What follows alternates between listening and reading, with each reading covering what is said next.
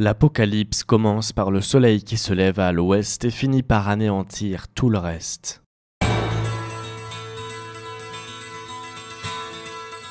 Qui n'a jamais été fasciné par le Far West et ses contrées sauvages? C'est dans les salles sombres que la brûlante épopée de l'Ouest a commencé à nous éblouir. Depuis des décennies, les spectateurs voyagent sur ces terres arides grâce à la lumière du 7e art. Il lui faudra tout de même du temps pour être admis et respecté par l'intelligentsia du cinéma. Longtemps considérée comme de la série B, cette nouvelle race de films devra jouer des coudes afin de se faire une place crédible au sein de ses pairs. Après quelques grands succès dans les années 50, les stars américaines comme John Wayne, Gary Cooper ou encore Lee Marvin vont devoir s'écarter du décor pour laisser l'Europe s'exprimer à son juste talent. Le western états-unien s'essouffle et à l'aube des années 60, ce sont les Italiens qui vont reprendre le flambeau en lui insufflant une seconde jeunesse. C'est alors la naissance de l'indémodable western spaghetti reconnaissable au coup de feu de ses revolvers. Ce genre nouveau met en scène des personnages moins manichéens et plus complexes. La tension est palpable, les scènes sont plus réalistes et la psychologie de la barbarie rentre enfin en compte. Le public peut enfin prendre son pied sur l'envoûtante partition d'Ennio Morricone et la mise en scène charismatique de Sergio Leone. De plus, un peloton d'acteurs mythiques ira garnir les rangs de ces chefs-d'œuvre pour nous en mettre plein la vue. Souvenez-vous de l'inquiétant Lee Van Cleef, de l'impitoyable Eli Wallach et du taciturne Clint Eastwood qui voyait là l'opportunité de devenir une véritable star mondiale. La liste est longue et les regards aussi, que ce soit les yeux bleu azur de Terence Hill et d'Henry Fonda devant la horde sauvage, les pupilles volcaniques de la sublime Claudia Cardinal, ou encore l'air imperturbable de Charles Bronson avant son duel mémorable, la caméra des réalisateurs n'a pas fini de nous hypnotiser devant le grand écran. Au-delà des clichés et son aspect caricatural, l'époustouflant conte de l'Ouest a forgé sa légende grâce à ses hors-la-loi et ses héros. De Jesse James à Billy the Kid, en passant par Calamity Jane et les frères Dalton, une armée de personnalités hors du commun ont laissé une trace indélébile dans la poussière de ces cruels paysages. Et croyez-moi, leur vie tumultueuse n'avait rien à envier au scénario des productions cinématographiques. Voici l'histoire d'une des figures les plus adulées de cette sanglante époque.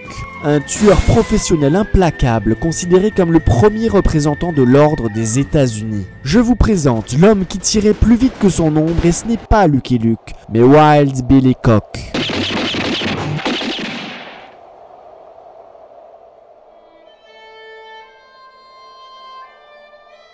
À cette époque, il était rare que la jeunesse ne souffre pas de traumatismes liés à la violence. Les temps étaient extrêmement rudes et les larmes de la petite enfance coulaient à flot. Pourtant, rien à déclarer pour le petit James. Né dans l'Illinois en 1837, James Butler Hickok est élevé par un des rares abolitionnistes de cette époque. Un père totalement opposé à l'esclavage qui tenait une gare de chemin de fer clandestine près de leur maison. Notre jeune héros a donc baigné très tôt dans la justice. Il travaille dans la ferme de son père et apprend par la même occasion à manipuler les revolvers. Pendant ses juvéniles années, il développe un caractère solitaire qui l'amènera plus tard à toutes ses sinueuses péripéties. Dès le coup de gong de sa majorité, il ne se fait pas prier pour se lancer à l'aventure. Le gaillard fait rapidement parler de lui dès son entrée dans l'âge adulte. Alors qu'il conduit une équipe de fret dans le Missouri, il va combattre un coriace grizzly qui leur barre la route sur le chemin. Après avoir été cloué au sol par ce dernier, il réussira à lui trancher la gorge avec son couteau. Cet acte grandement héroïque lui vaudra tout de même 4 mois à l'hôpital avec de graves blessures. Les altercations s'enchaînent car quelque temps après, il tue l'ancien propriétaire d'un relais de poste qui menaçait son successeur. Il abat également ses 2 acolytes en l'espace de quelques secondes. Cet exploit fera grand bruit et Hickok aura la chance d'être acquitté pour légitime défense. C'est pas le moment de se reposer pour lui, il ne perd pas de temps et s'engage aussitôt dans l'armée de l'Union pendant la guerre civile américaine. Il est d'abord promu au poste de maître de wagon et sera finalement nommé éclaireur. Ces dangereuses escapades lui réussiront plutôt bien puisque c'est en chevauchant sur les plaines de la mort le 6 coups à la main qu'il gagnera son surnom de Wild Bill. Il fera également une rencontre déterminante en se liant d'amitié avec un autre éclaireur, un certain Buffalo Bill Cody. Après avoir servi pour l'armée, c'est en 1865 qu'un des rares duels de l'époque de l'Ouest va se dérouler à Springfield entre Hickok et un dénommé Davis Tutt. Après avoir essuyé moult provocations de la part de Tutt, les deux joueurs de poker se battèrent en duel après un différend avec de l'argent lors d'une partie de cartes. Ils se mirent alors en position de duellistes et tirèrent tous les deux au même moment. Ce duel, bien entendu gagné par Hickok, deviendra un archétype du genre et inspirera maintes et maintes fois le cinéma. Il sera encore acquitté par le tribunal pour légitime défense. À ce moment-là, il était craint de tous et avait la réputation d'être un maître dans le maniement des armes. À cette période, les Américains sont traumatisés par les lourdes pertes causées par la guerre de sécession. Ils ont besoin d'un héros. Ça tombe à pic. Il reprendra la fonction de shérif à Abilene au Kansas et encore une fois, malheureusement, il jouera un peu trop de la gâchette.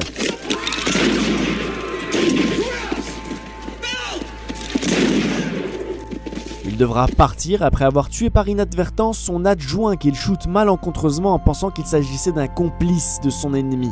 Pris de remords après ce maudit duel, il décidera de raccrocher définitivement les flingues. Pourtant, dans une étonnante histoire digne d'un western hollywoodien, il criblera de balles 4 hommes qui voulaient lui faire la peau dans un bar du Nebraska en 1867.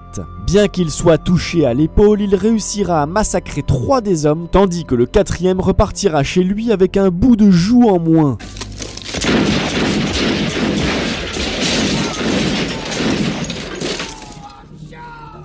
En tout cas, ça fait déjà une flopée d'histoires à raconter, n'est-ce pas? Et c'est justement ce qu'il va faire grâce à la belle opportunité de son fidèle ami Buffalo Bill. En 1873, ce dernier l'invite en effet à participer à un spectacle inspiré de leur propre vie.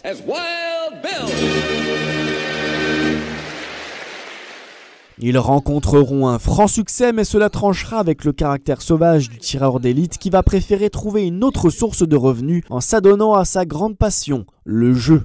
Malgré sa réputation de joueur de poker invétéré, la fortune de Hickok a beaucoup fluctué au cours des dernières années de sa vie. Il a même souvent été arrêté pour vagabondage.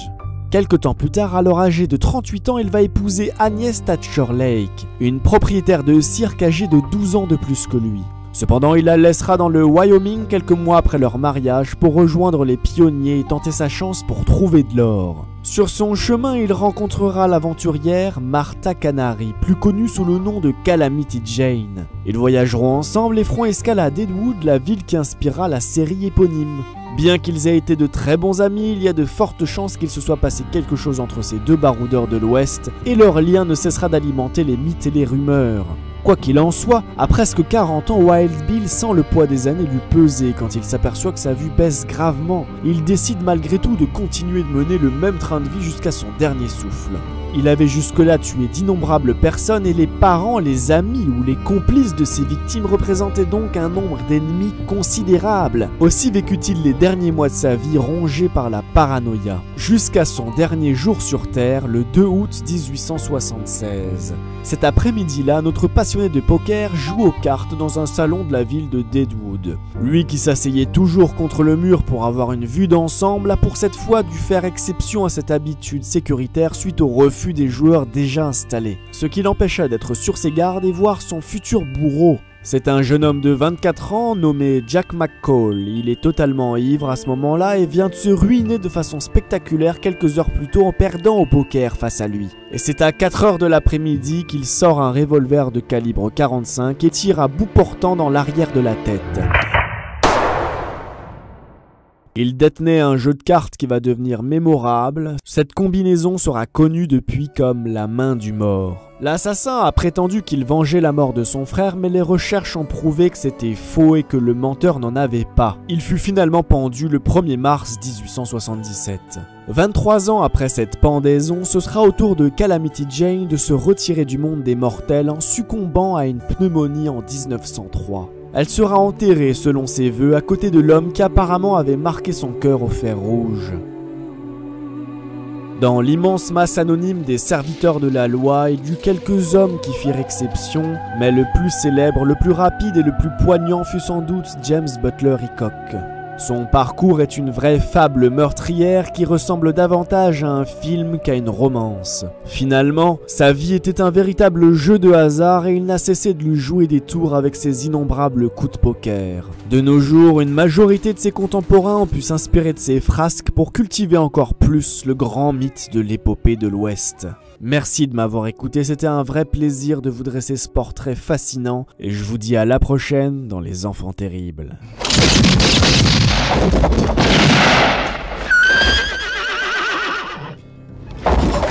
Wild Bill was born in Illinois on dry and fertile land. Pioneer, pistoliers, and a dead shot with each hand. They claim he was the quickest, there's few who'll agree. Fewer yet that saw his plainsman draw still breathe like you and me.